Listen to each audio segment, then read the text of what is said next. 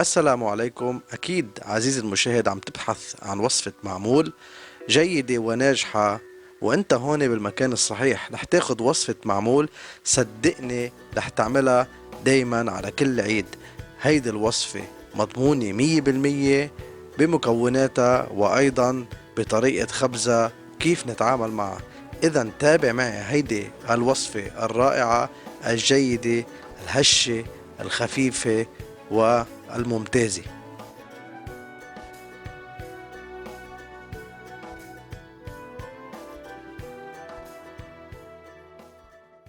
السلام عليكم ورمضان مبارك. مثل ما بتعرفوا عيد الفطر قريبا إن شاء الله ينعاد عليكم وعلى عيالكم، وإن شاء الله بتكونوا بصحة وعافية وبخير. رح نعمل اليوم وصفة المعمول الشامي.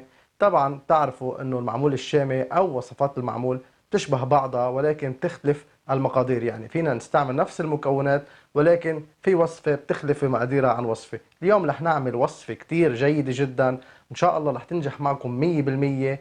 فقط انتبهوا على الملاحظات وملاحظات الخبيث. رح احكي عن ملاحظات مهمة بالفيديو، فتابعونا مشاهدينا وخلينا نبلش بالوصفة.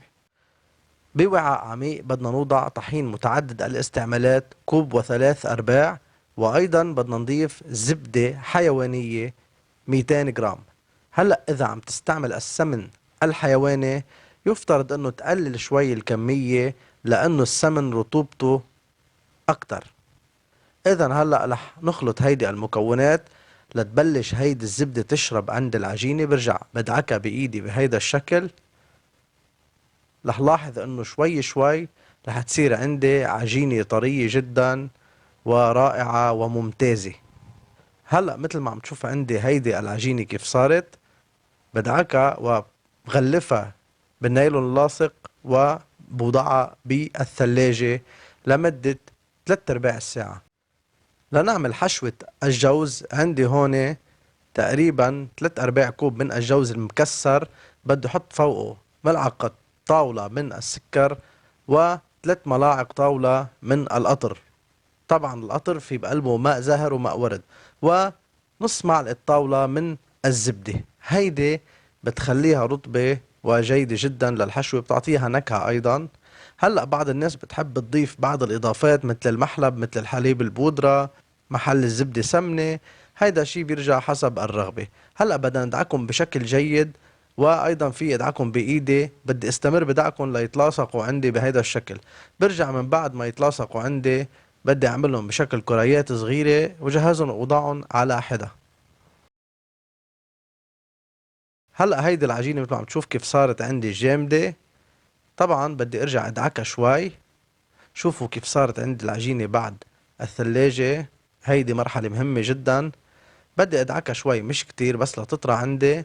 برجع بدي اضيف فوقها ماء زهر نص ملعقة طاولة، وماء ورد نص ملعقة طاولة،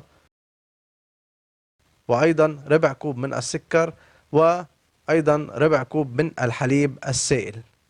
وبدي ارجع اضيف تقريبا ملعقتين طاولة من القطر. هلا بدي ادعك هيدي المكونات شوي بالملعقة. في استعمل ايدي مباشرة. رح تلاحظ عندي انه هيدي العجينة رح تشرب هيدي السوائل وترجع تصير عجينة طرية جدا.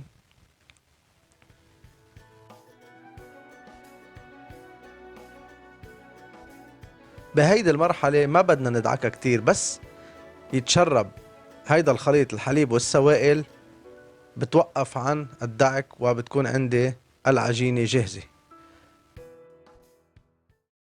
هلا هيدي العجينة مثل ما عم تشوف كيف صارت عندي جاهزة ورائعة.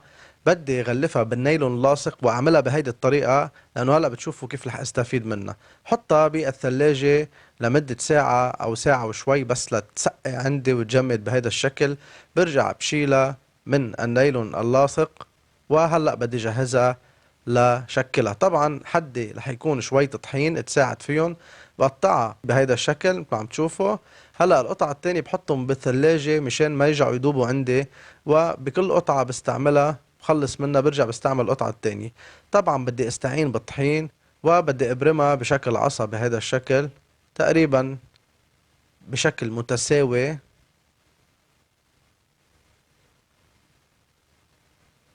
هلأ صارت لينة وحرارة الإيد كمان رح تصير لينة أكثر. بدي انتبه لهيدا الشغلة. هلأ بدي أقطعها تقريبا إلى قطع تقريبا نفس الحجم، وبدي أرجع ابرمها بإيدي، وفي استعين بالطحين نرجع منقول. وإذا اشتغلت فيها باردة كمان أحسن. هلأ بحط هيدي الحشوة بقلبها. طبعا يفترض تكون الحشوة غنية وما يفترض يكون في عجين سميك. هلأ من بعد ما برمها بالشوكة، هيدا الشكل الأول رح أعمله، هيدا شكل معترف عليه. وأيضا رح نعمل أيضا شكل تاني مثل ما قلنا بندعكها، نعمل حفرة صغيرة بالمنتصف، نرجع نحشيها بهيدي الحشوة الجاهزة اللي عملناها، منسكرها مندورها بإيدينا، وبنرجع بالسكين. هيدا الشكل التاني اللي حبيت فرجيكم عليه بهيدا الشكل، وبعكسه بيطلع عندي مربعات صغيرة رائعة وحلوة. هلأ عندي أيضا في بالشوكة هيك وبالعكس، ولكن السكين بيعطي حرف أرفع.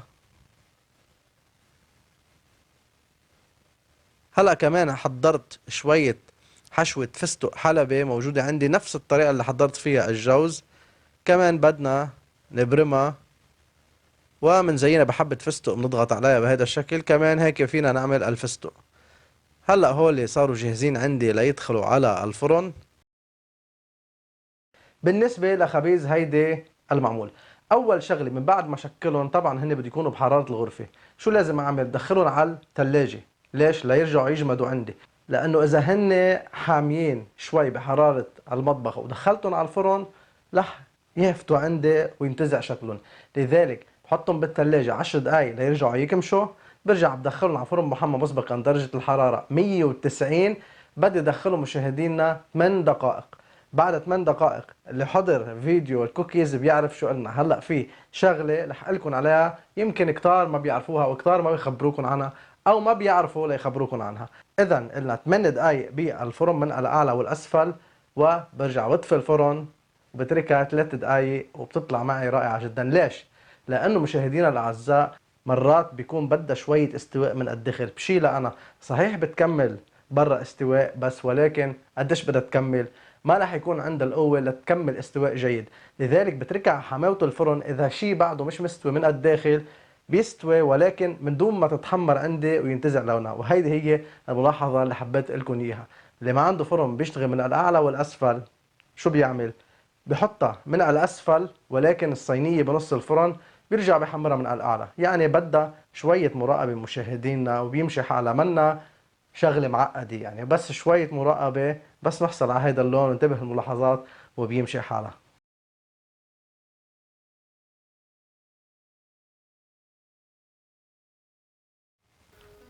هيدا المعمول الرائع طلع عندي من الفرن. شوفوا قديش شهي جدا. بدي اتركه ليبرد عندي، برجع بتناوله.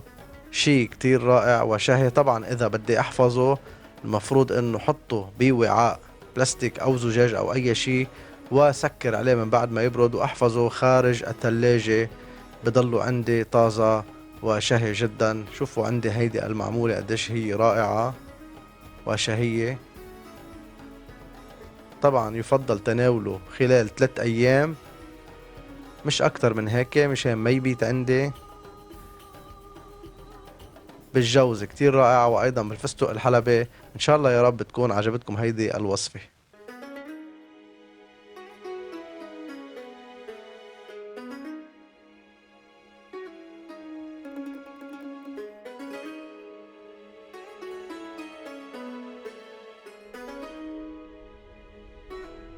بسم الله. نتذوق هيدي المعمول رائعة جدا عن جد، إن كانت بالفستق أو اللوز أو بالتمر. فيكن تحشوها بالتمر.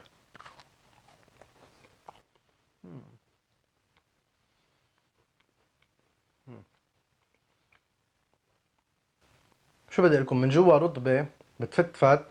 الزبدة اللي وضعناها بقلب الحشوة عطتها شغلة إنه بتضل رطبة من الداخل. عجينتها الحليب اللي استعملناه فادها كتير لهيدي العجينة، واستقصدت حط الحليب فيها لأنه عارفه بيطر شوي مع وجود الزبدة وهيك، فهيك ما بتنشف عندي أبدا وبتضلها هشة وخفيفة. مشاهدينا الأعزاء، تابعونا كل عيد فطر وانتم بألف خير، وإن شاء الله جايين على الطريق وصفات جديدة دايما ومتنوعة، وإلى اللقاء.